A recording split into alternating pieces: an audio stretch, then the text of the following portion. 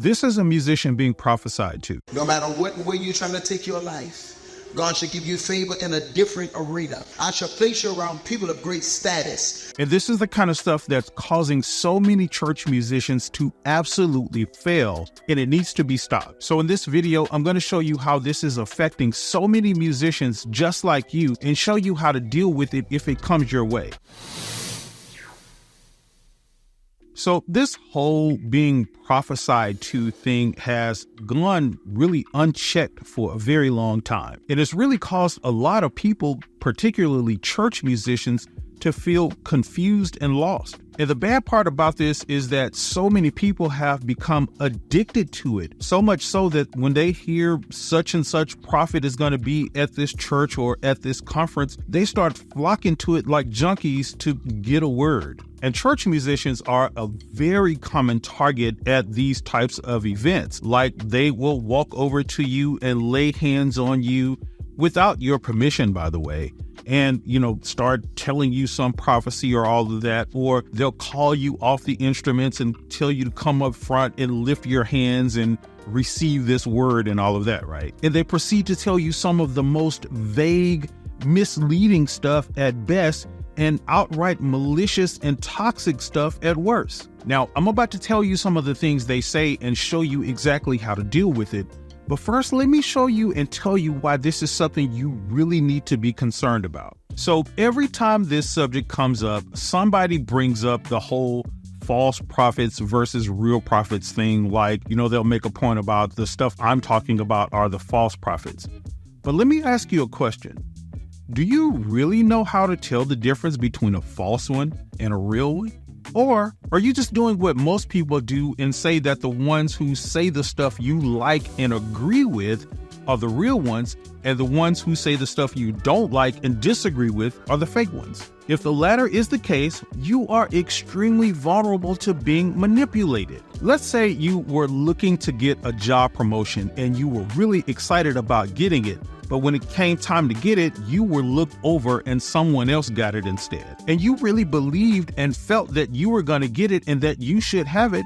So when you don't get it, you feel some type of way about it, right? And then you go to church later that night and some prophet comes up to you and tells you, hey, I see job growth in your future, which is very vague, by the way, because pretty much everybody's going to have some sort of job growth in the future, but whatever. But he tells you that the people around you at your job aren't out for your good and you need to be careful around them and all of that, which is something that's really commonly said in these types of prophecies. So then you go back to your job looking all crazy and suspiciously at people. You start plotting your way to get out of there and all of that, as if the problem is everybody else. But you forgot about all the times you were late for work and that you did the bare minimum at your job, and the fact that you don't have a good attitude and you don't work well with others. But those aren't the reasons you didn't get the promotion.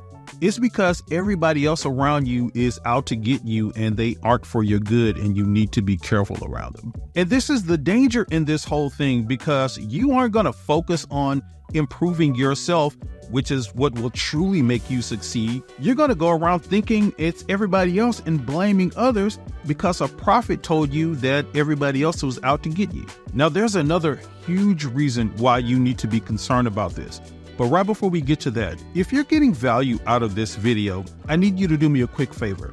I am on a mission to grow this channel to 100,000 subscribers this year and make this channel the most valuable asset on the internet for musicians just like you. And it would really help if you would go hit the subscribe button right now.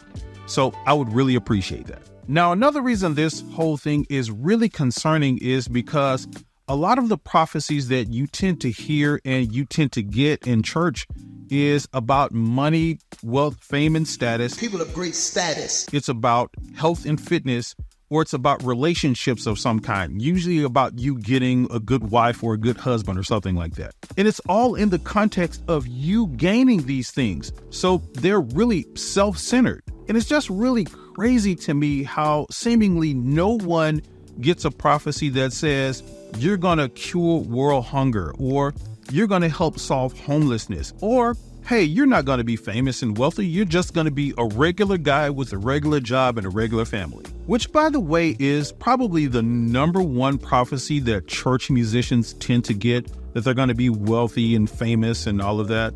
But I'll get to that in a minute. But you see, those kind of prophecies that are not self-centered and not about you aren't sexy, so you don't tend to hear them. But out of all of these cliche prophecies that you hear, the one about health has to be the most dangerous and egregious. People are made to believe that their cancer, their diabetes, their heart disease will be cured if they just come to church on Sunday, give a sacrificial offering, and maybe run around the church a few times. And this is extremely dangerous because instead of going to the doctor and getting the proper care, or like I said with the other things, actually doing the work and putting in the work to, maybe do more exercise and, have a healthy diet, things that help prevent these types of issues, they get, manipulated into going back to church and getting more prophecies and thinking that's what's going to solve their problems. Now, let me give you a story to illustrate how this affects so many church musicians.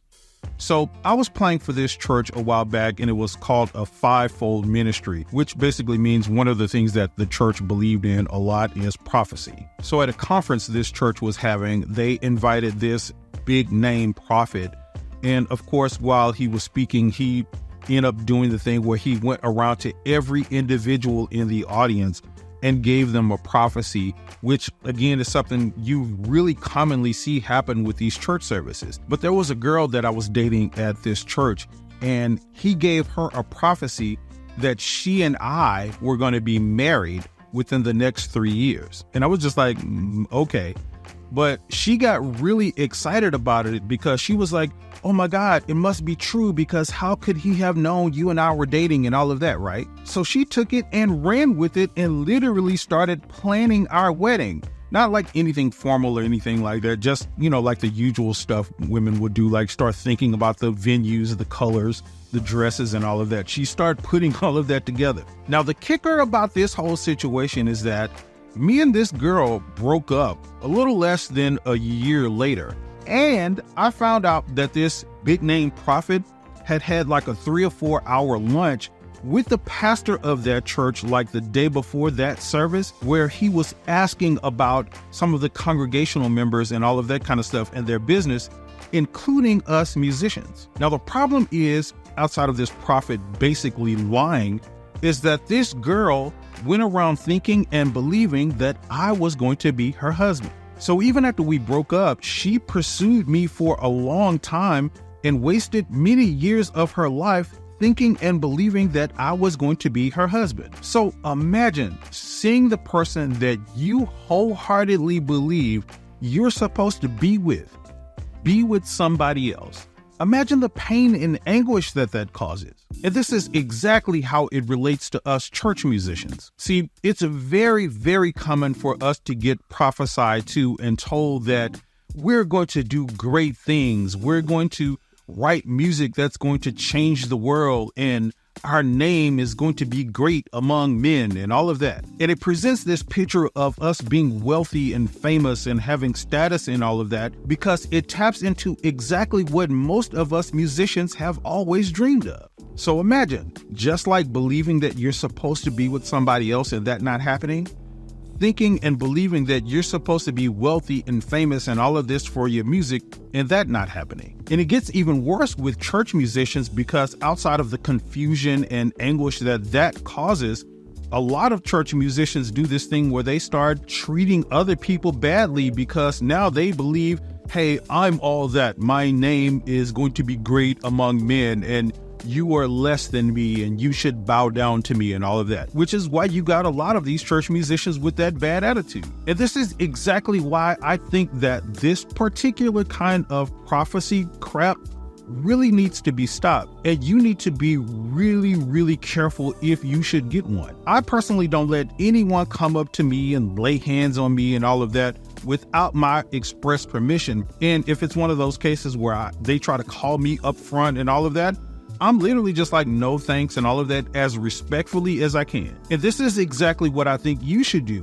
But if it's the case where you happen to get caught up in all of that and you get these prophecies, take it with a grain of salt. And instead of letting that go to your head, Actually take the time to do the work to become who you want to become, because doing the work is what it's going to take either way. And you really need to understand the type of work that you need to do to be successful. And that's something that I discuss in this video right here. So you definitely want to head over and check it out right now.